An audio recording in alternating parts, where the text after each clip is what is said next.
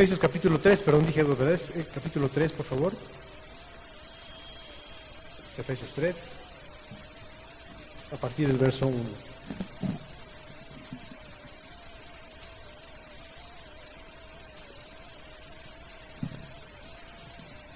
Leemos: por esta causa yo, Pablo, prisionero de Cristo Jesús, por ustedes los gentiles, si es que han oído de la administración de la gracia de Dios que me fue dada para con ustedes, que por revelación me fue declarado el misterio, como antes lo he escrito brevemente, leyendo lo cual pueden entender cuál sea mi conocimiento en el misterio de Cristo, misterio que en otras generaciones no se dio a conocer a los hijos de los hombres, como ahora es revelado a sus santos apóstoles y profetas por el Espíritu. Porque los gentiles son coherederos y miembros del mismo cuerpo y copartícipes de la promesa en Cristo Jesús por medio del Evangelio, del cual yo fui hecho ministro por el don de la gracia de Dios que me ha sido dado según la operación de su poder.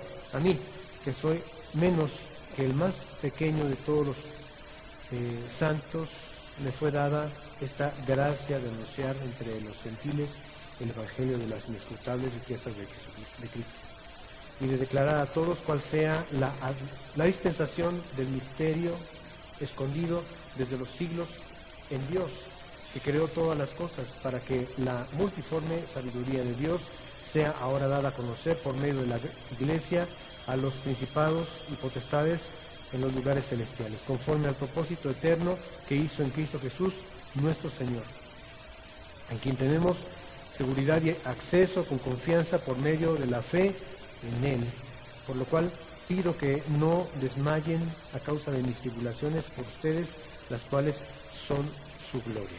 Amén.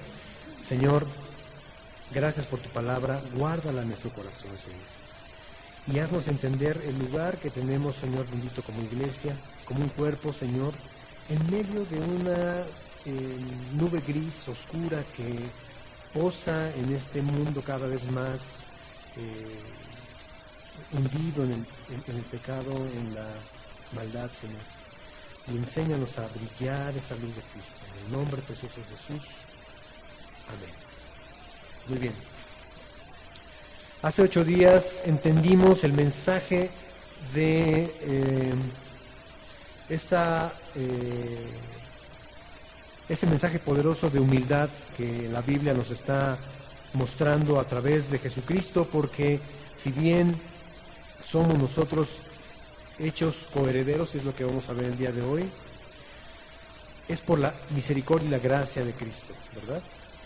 Así como los mismos judíos, el pueblo hebreo, siempre han sentido ese orgullo de ser llamados el pueblo de Dios desde el principio de su creación, y llamar incircunciso a alguien era tratarlo de forma despectiva, de forma insultante y menospreciado.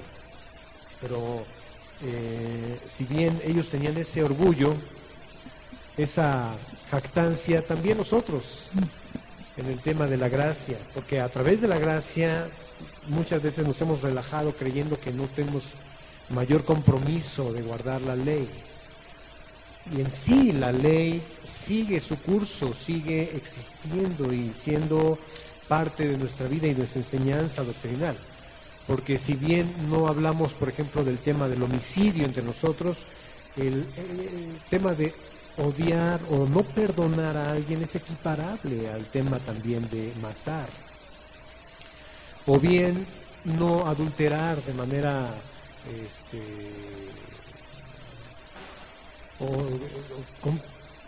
activa, diría yo, sino a través del pensamiento, también eso es aplicable. De modo que entonces no podemos pensar que a través de este tiempo de gracia nosotros podemos relajarnos. Y si algo nos está llamando el Señor a tener un corazón quebrantado delante de Él todos los días y reconocer que somos personas débiles, que solamente es por su gracia que estamos aquí, que solamente es por su gracia que podemos entrar a la presencia de Dios a través de los méritos únicamente de Jesucristo. Dice Pablo en el capítulo 3, verso 1, por esta causa yo, Pablo, prisionero de Cristo Jesús, por ustedes los gentiles. Si bien entendemos que Pablo, por las leyes de Roma, estaba preso, realmente la declaración de ser preso por Cristo no es por su circunstancia de estar en Roma, encarcelado, sino porque él mismo sabe que es deudor a Jesucristo. De hecho, en Romanos capítulo 1, en el verso 1,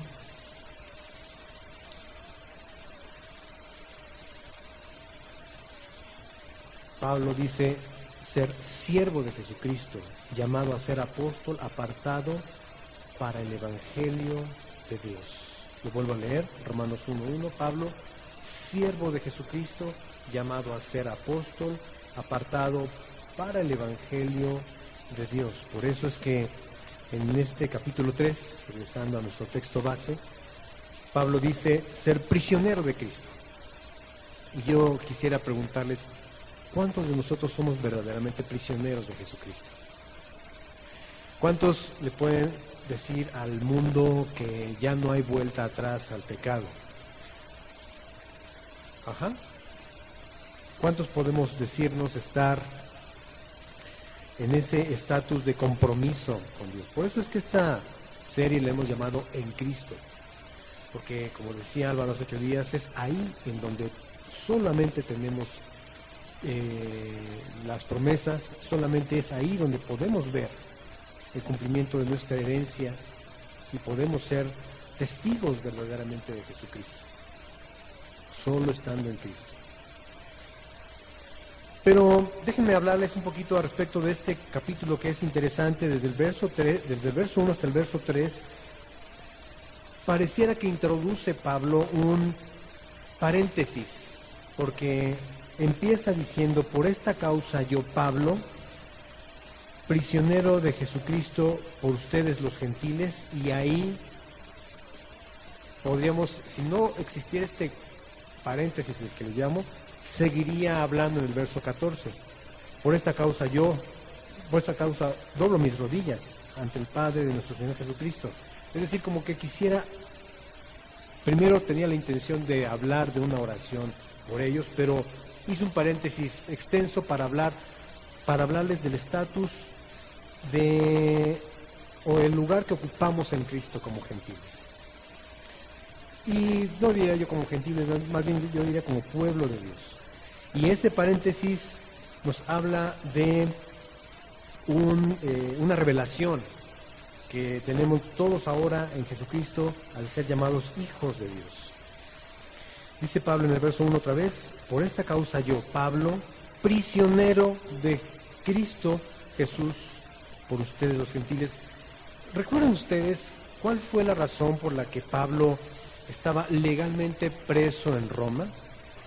Lo vimos hace unas semanas, tal vez ya un par de meses atrás, cuando iniciamos la carta, e introducimos una serie de videos para que pudiésemos tener una introducción del libro de los Efesios. Y nos contaba el narrador de este video que Pablo en su tercer viaje misionero fue a Éfeso y ahí se estableció primero 2 años. Posiblemente pudiera estar 3 años, dado a que las circunstancias de padecimiento lo pudieron haber obligado a estar más tiempo ahí. Posteriormente, después de ese viaje, regresó a Jerusalén. Ahora, ya estando en Jerusalén, el viaje consistía en llevar las ofrendas que se habían recolectado durante especialmente su tercer viaje misionero para los santos de Jerusalén, para la iglesia que estaba padeciendo persecución y empobrecimiento por causa del Evangelio. Esto lo podemos ver claramente en el capítulo 21 de Hechos. Ya entregada la ofrenda, pues no hace mucho hincapié, posiblemente, dicen algunos comentaristas, la intención de Pablo era conciliar los pensamientos de la iglesia hebrea, de los hermanos judíos, con los hermanos gentiles, entregándoles una ofrenda, porque la ofrenda que traía era de las iglesias gentiles, para los hermanos judíos. No obstante, si bien fue una calurosa bienvenida, al mismo tiempo fue notificar a Pablo de que muchos judíos estaban confundidos porque muchos sabían que Pablo, o creían que Pablo había desechado la ley, que estaba enseñando a no respetar la ley, a no observar las celebraciones, etcétera, etcétera. Y le propusieron hacer un rito ceremonial con otros que querían purificarse en el templo. Ya estando en el templo, en ese lugar separado por esa que llama aquí en el capítulo 2 de Efesios Pablo, ese muro de separación, porque había un atrio que le llamaban atrio de los gentiles, que era separado por otro atrio donde estaban todavía o podían entrar las mujeres, que era el templo, una parte del templo que era el límite para que las mujeres pudieran entrar, y otro lugar donde solamente los hombres y los hebreos tenían que entrar. Cualquier gentil que rebasase el límite de ese muro de separación era bajo su propio riesgo y comprometía inclusive su vida, porque era posiblemente lo podían matar. Y justamente Pablo ese día que fue a hacer ese rito ceremonial, ese rito de purificación, lo ven algunos hermanos, o más bien algunos judíos que habitaban o vivían en Asia. Recuérdense que en el tiempo que estuvo Pablo en Éfeso, se dispuso el evangelio para todo Asia, es más bien toda Asia, al menos oyó la palabra de Dios. Y había allí en ese lugar precisamente unos judíos de Asia. Cuando ven a Pablo, lo prenden y comienzan a gritar que este era el hombre que estaba enseñando a no observar la ley, que había enseñado en contra del templo, etcétera. Incluso como ya lo habían visto otros judíos fuera del templo con un llamado Trófimo, un hombre llamado Trófimo, que es también cristiano, que por cierto era de Éfeso, creían que lo había metido a él, ahí a esa parte de donde estaba prohibido entrar para los no judíos. Por esa razón fue puesto preso Pablo. Desde ese momento comenzó ya esos 5 años que pasó, primero 2 años y medio en Cesarea Marítima y después otros 2 años y medio en Roma, ya en una casa custodiado por algunos soldados. Pero esa es la razón, digamos, legal por la que estaba Pablo prisionero en Roma.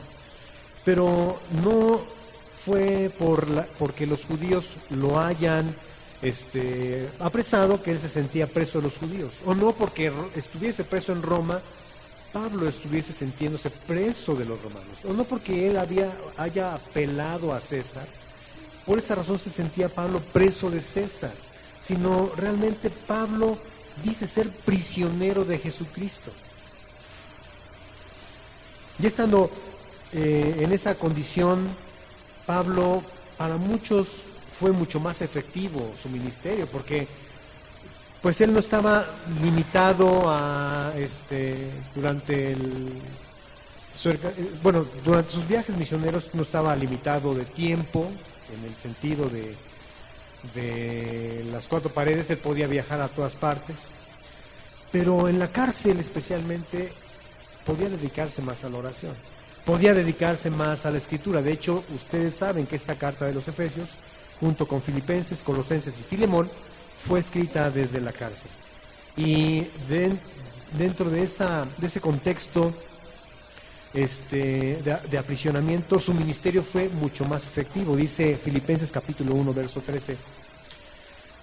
De tal manera que mis prisiones, les voy a esperar, es Filipenses capítulo 1, a partir del verso 13, más que ahorita no tenemos quien nos ayude con la pantalla. Es Filipenses 1, a partir del verso 13, ahí enseguidita, en la carta siguiente.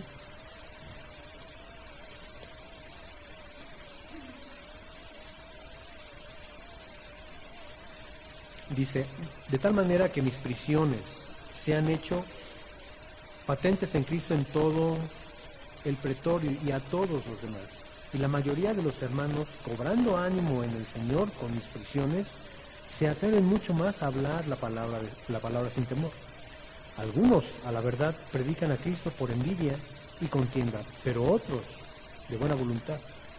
Los unos anuncian a Cristo por contención no sinceramente, pensando añadir aflicción a mis prisiones, pero los otros por amor, sabiendo que estoy puesto para la defensa del Evangelio. ¿Qué pues? Que no obstante, de todas maneras, o por pretexto o por verdad, Cristo es anunciado, y en esto me gozo y me gozaré aún. Es decir, sus prisiones estaban siendo de ánimo, estaban sirviendo de ánimo para muchos hermanos. Muy bien.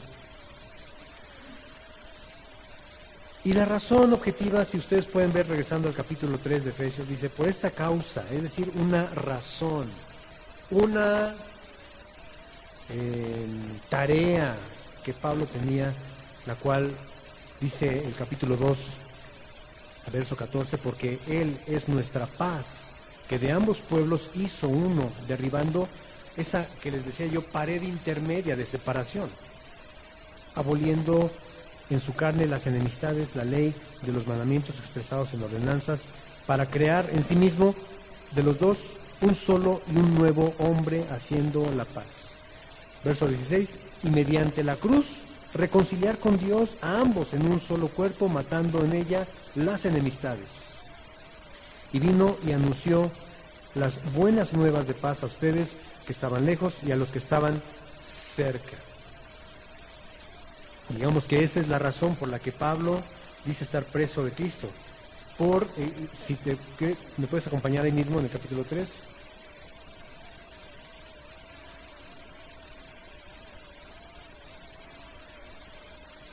En el verso 9, verso 8, podemos leer desde el verso 8.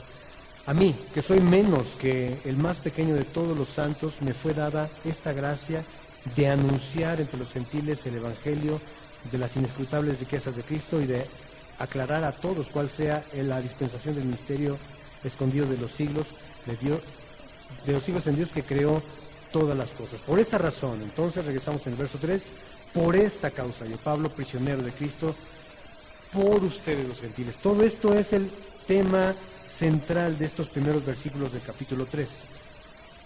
El saber que es a través de este ministerio que Dios levantó en Pablo que pudimos nosotros, por la gracia de Cristo, conocer el Evangelio. Y no me para nada gravoso recordarles a ustedes lo que es el Evangelio. Primera de Corintios capítulo 15, por favor. Primera de Corintios capítulo 15, a partir del verso 3. Primera de Corintios 15, 3.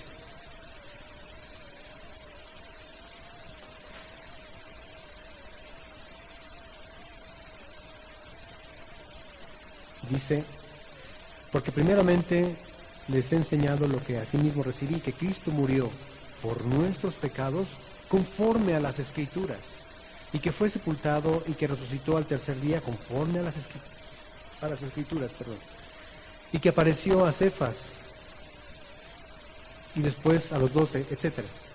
Es decir, Cristo murió por nuestros pecados conforme a las Escrituras, que fue sepultado y que resucitó al tercer día conforme a las Escrituras. El Evangelio significa buenas noticias, buenas nuevas. Dice el profeta Isaías, los que moraban en sombra de muerte, luz resplandeció sobre de ellos, ¿verdad? De modo que entonces a través de Jesucristo podemos tener acceso al Padre. Ya no somos hijos de ira, lo mismo que los demás, dice el capítulo 2 de Efesios. Esta es la razón por la que Pablo se siente prisionero de Jesucristo. Dice el verso 2.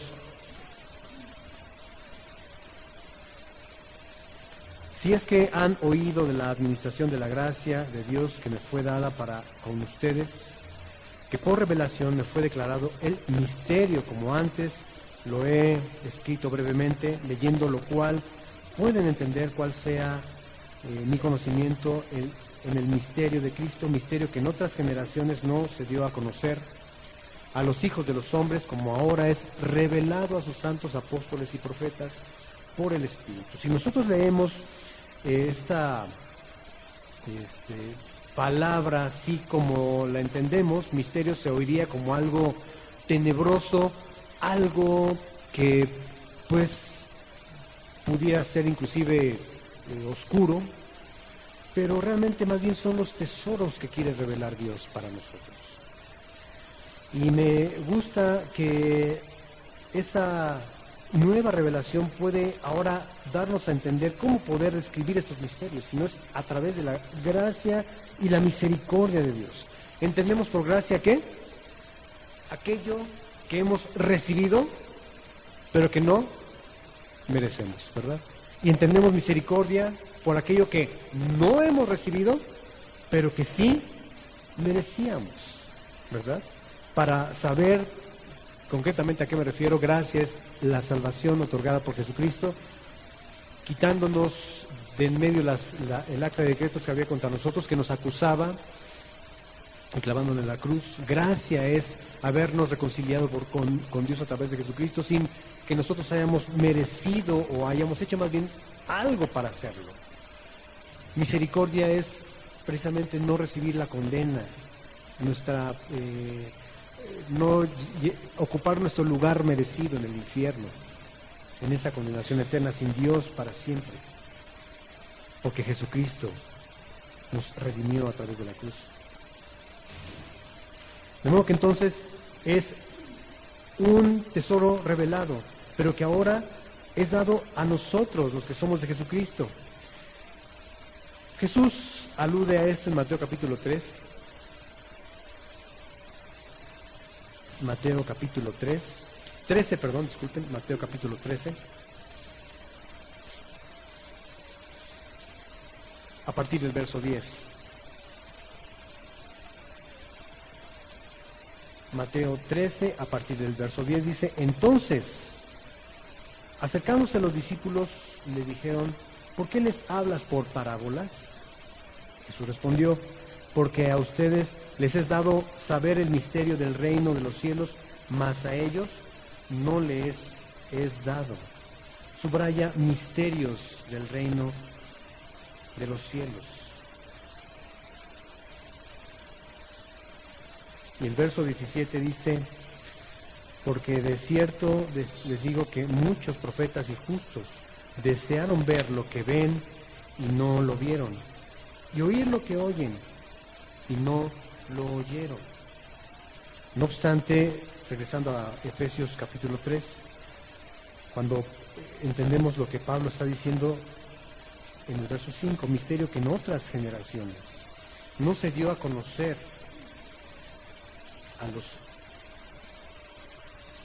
a los hijos de los hombres, como ahora es revelado a sus santos apóstoles y profetas por el Espíritu.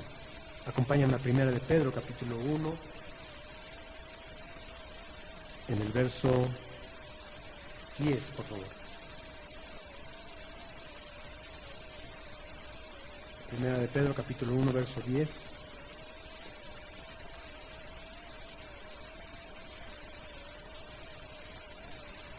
Dice, ¿ya lo tienen? Los profetas que profetizaron de la gracia destinada a ustedes inquirieron y diligentemente indagaron acerca de esta salvación, escudriñando qué persona y qué tiempo indicaba el Espíritu de Cristo que estaba en ellos, el cual anunciaba de antemano los sufrimientos de Cristo y las glorias que vendrían tras ellos. A estos se les reveló que no para sí mismos, sino para nosotros, administraban las cosas que ahora les son anunciadas por los que les han predicado el Evangelio por el Espíritu Santo enviado del cielo, cosas en las cuales anhelan mirar los ángeles. En Hebreos, en el capítulo 11, Hebreos capítulo 11, a partir también del verso 13, por favor. Hebreos 11, a partir del verso 13.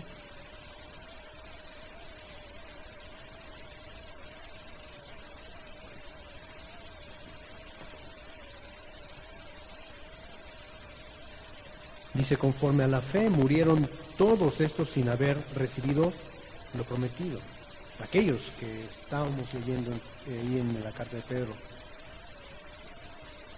Sino mirándolo de lejos y creyéndolo y saludándolo y confesando que eran extranjeros y peregrinos sobre la tierra, porque los que esto dicen claramente dan a entender que buscan una patria, pues si hubiesen estado pensando en aquella de donde salieron, ciertamente tendrían tiempo de volver, pero anhelaban una mejor, esto es celestial, por lo cual Dios no se avergüenza de llamarse Dios de ellos, porque les ha preparado una ciudad.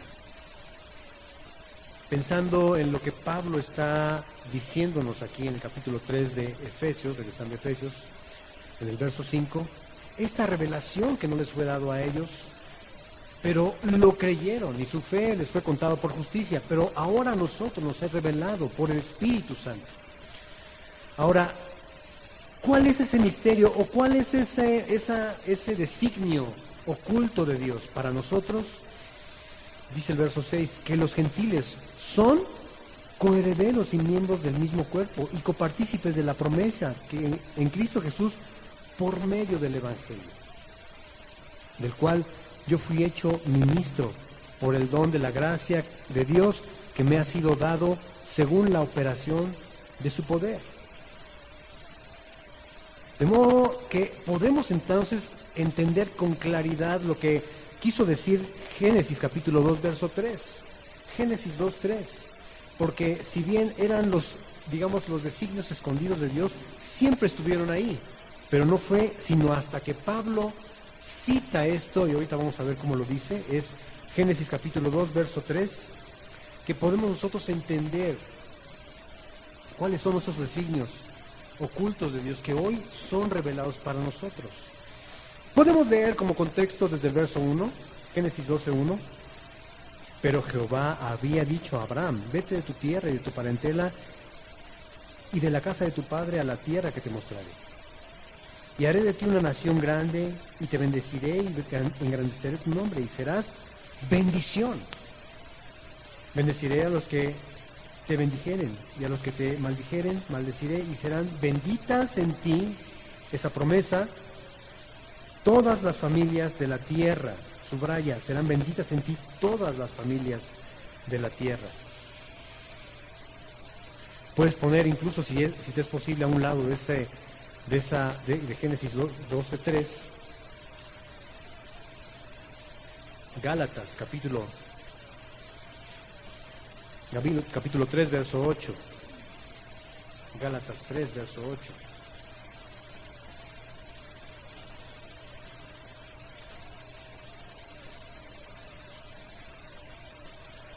Y la Escritura, previendo que Dios había de justificar por la fe a los gentiles, dio de antemano la buena nueva a Abraham, diciendo, en ti serán benditas todas las naciones. Entonces ya podemos ver el paralelo, el reflejo de ese Génesis 12:3. Ciertamente designio oculto, pero revelado ahora en las Escrituras. Acompáñame a Isaías 49, por favor. Isaías 49, verso 6.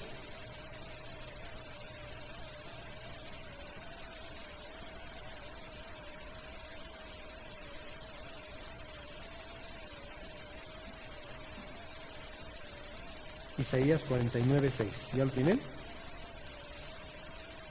Ya casi. Muy bien. Esperamos.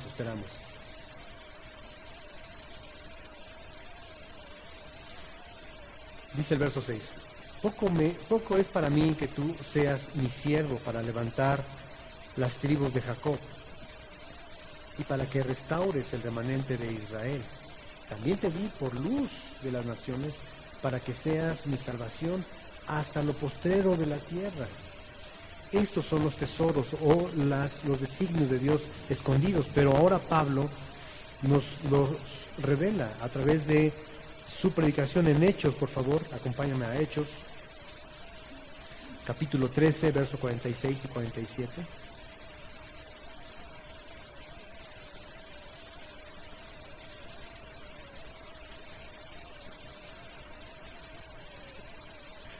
Hechos 13, verso 46 y 47.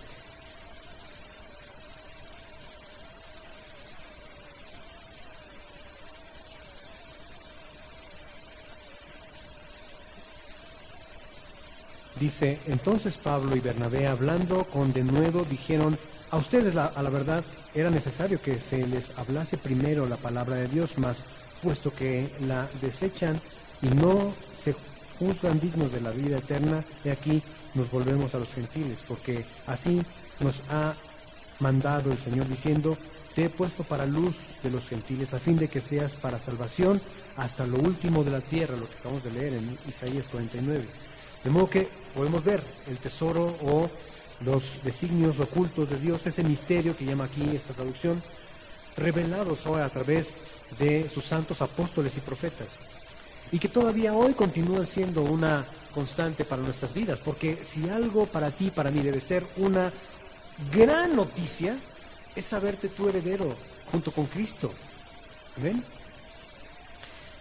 Me encanta la oración de Jesucristo en Juan capítulo 17, precisamente aludiendo también a esta gran promesa. Es Juan capítulo 17, por favor. El verso 20, Juan 17, 20.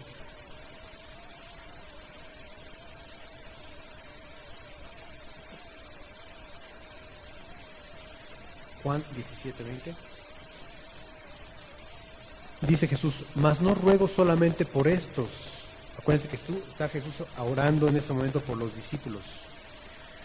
De forma física los tiene a ellos ahí, a solamente 11, pero sabiendo que era a través de la predicación y de la promesa que había hecho Abraham, que muchas naciones, que muchos gentiles vendríamos a conocimiento de esa gracia, dice, mas no ruego solamente por esto, sino también por los que han de creer en mí por la palabra de ellos.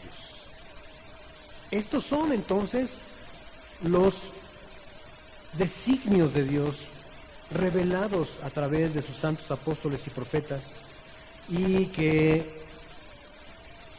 nos enseñan la misericordia, la gracia de Cristo para nosotros, a través del Evangelio, dice el verso 6, que los gentiles son coherederos y miembros del mismo cuerpo y copartícipes, porque dirías tú, bueno, son coherederos, cualquier siervo podía ser heredero junto con los hijos, ciertamente, pero cuando Pablo dice, y miembros del mismo cuerpo y copartícipes de la promesa en Cristo Jesús, eso cambia completamente la perspectiva de lo que somos nosotros ahora. Porque ahora entonces entendemos por qué Pablo dice que el Señor ha quitado esa pared intermedia en el capítulo 2, verso 14, de separación. Ya no Dios ve a un pueblo judío y un pueblo gentil. Su iglesia está conformada por ambos pueblos.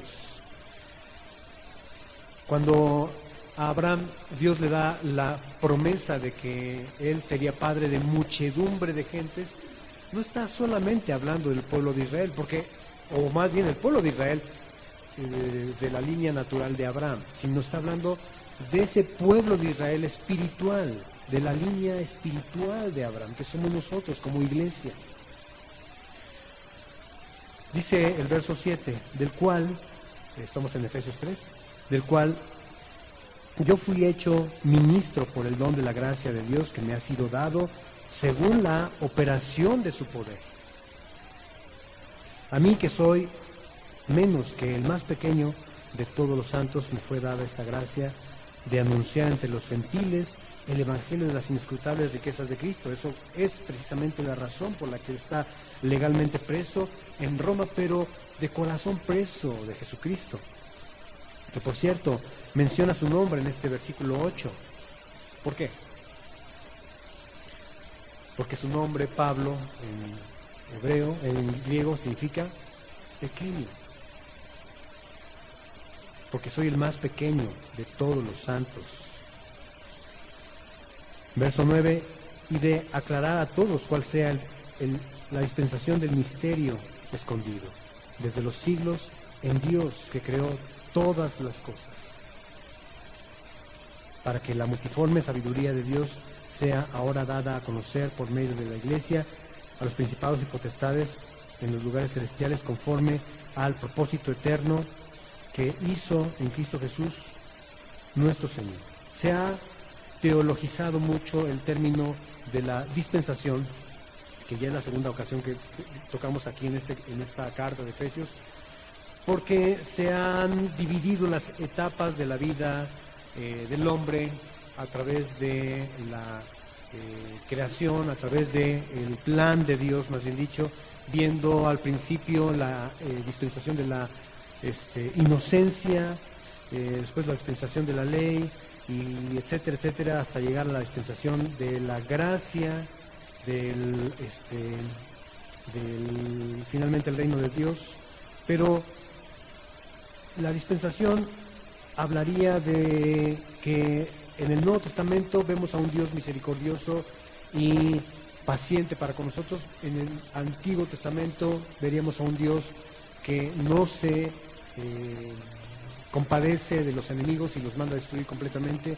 Y alguien podría decir, Dios es un Dios en el Antiguo Testamento un Dios severo, y en el Nuevo Testamento un Dios amoroso y misericordioso, y etcétera. Pero eso precisamente nos separa de esa gran verdad que nosotros conocemos de la Biblia. Completa y absolutamente Dios es bueno. Dios es misericordioso y justo y perdonador. Siempre ha tenido en su corazón el amor. Siempre ha sido Dios humilde. Siempre ha sido Dios generoso para con nosotros. Su plan de redención siempre ha estado en el corazón de Dios. El plan de la cruz para salvar a toda la humanidad del pecado y la condenación siempre ha estado ahí presente. Pero cuando nosotros observamos teológicamente estas dispensaciones, pensaremos que entonces Dios cambia. Pero Dios no cambia. Dios sigue siendo el mismo ayer, hoy, dice la Biblia, y por los siglos. ¿Qué es entonces esto? Que más bien Él ha tenido un plan de redención para todos, que se vio ya, como lo hemos visto, anunciado desde antes de Jesucristo, pero escondido incluso hasta por los más santos y piadosos del Antiguo Testamento. Pero Dios no cambia, Dios sigue siendo el mismo.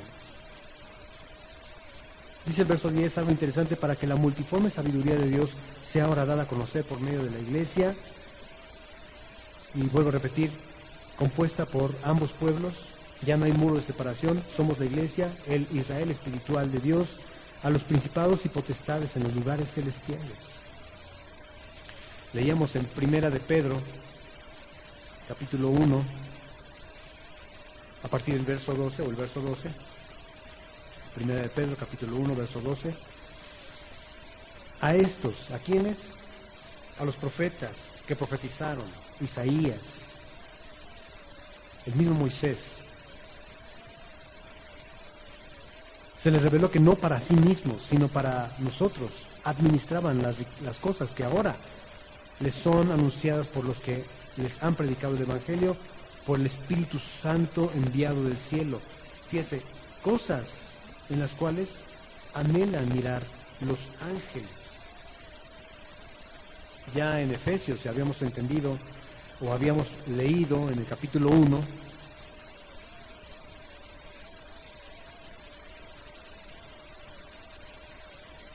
el verso 20 dice, la cual operó.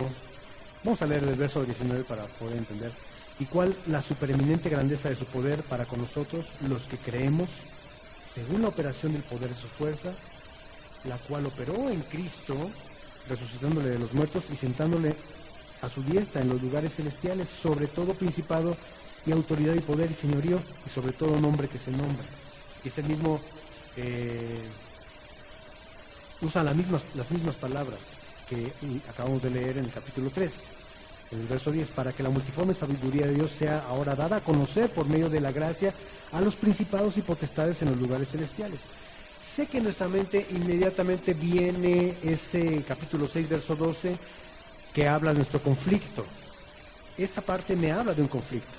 Dice que no tenemos lucha contra sangre ni carne, sino contra principados y potestades. Ajá. Pero por el contexto que nosotros acabamos de leer, esto ya no me habla de un conflicto. Más bien me habla de la razón objetiva de la adoración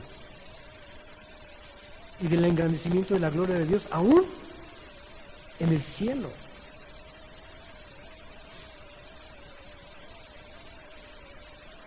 De modo que entonces el testimonio de la iglesia es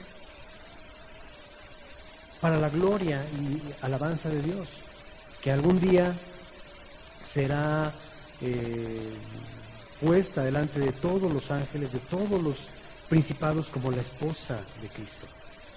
Y terminamos diciendo el verso 11, conforme al propósito eterno que hizo en Cristo Jesús, nuestro Señor, en quien tenemos seguridad y acceso con confianza por medio de la fe en Él, por lo cual pido que no desmayen a causa de mis tribulaciones por ustedes, las cuales son su gloria. Termina entonces el paréntesis de Pablo y quiere entonces decirnos: ustedes son, juntamente con el pueblo de Israel, recibiendo las promesas de Cristo, somos herederos juntamente con Cristo, nosotros los que no somos llamados judíos, sino gentiles, invitados a esa gran fiesta, a esa gran celebración, a esa gran misericordia y gracia de Dios. El tema que les quiere dejar hincapié Pablo a los efesios es que ya no hay ni judíos ni gentiles. Acaba de abrir el misterio, acaba de revelar el misterio que había sido oculto durante siglos, y era que por la gracia y misericordia de Dios, todos nosotros somos ahora copartícipes juntamente con Cristo. Y ahora sí, cerrado el paréntesis, y es lo que vamos a ver primeramente la semana próxima, Pablo insiste en una gran necesidad que todos tenemos hasta hoy: saber y conocer el amor de Cristo que excede a todo conocimiento. Y yo sé que si nosotros aprendemos y descubrimos con qué amor hemos sido amados por Dios en la eternidad, podemos nosotros corresponder a ese amor y podremos servirle, podremos desarrollar nuestros ministerios, porque tú podrías corresponder con mucho más facilidad cuando estás enamorado. Ahora, Dios quiere que nosotros vivamos y entendamos lo que es ese gran amor, pero al menos ahorita ya entendemos, somos, por gracia de Dios, copartícipes, coherederos de las promesas que Dios había establecido para todos los que creían en Él y fueran reconciliados con Él. Amén. Por eso yo pregunto hoy, ¿hemos ya muerto al pecado, como dice el capítulo 2? ¿Somos prisioneros de Jesucristo? ¿Somos verdaderamente siervos de Jesucristo? Porque Él es lo que pide de nosotros todos los días. Amén. Padre, gracias por esta linda mañana. Gracias por este mensaje de esperanza, Señor. Hemos alcanzado esa gracia, esa salvación de Jesucristo. Nosotros no siendo judíos, no siendo de esa línea natural de Abraham, pero que somos comprados también por la sangre de Jesucristo, por gracia, por misericordia. Nosotros que en otro tiempo estábamos lejos, ahora estamos cerca, dice tu palabra.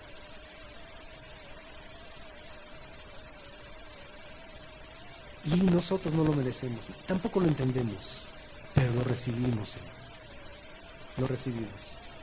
Sé, Señor, que estamos aquí, Señor, con un plan que se había trazado desde siempre, mi Dios. Ese plan de sacarnos, Señor, de llamarnos fuera de esa caída, llamarnos fuera de esa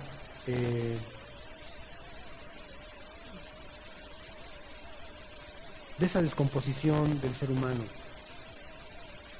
llamarnos fuera del pecado, de esa condenación, Señor.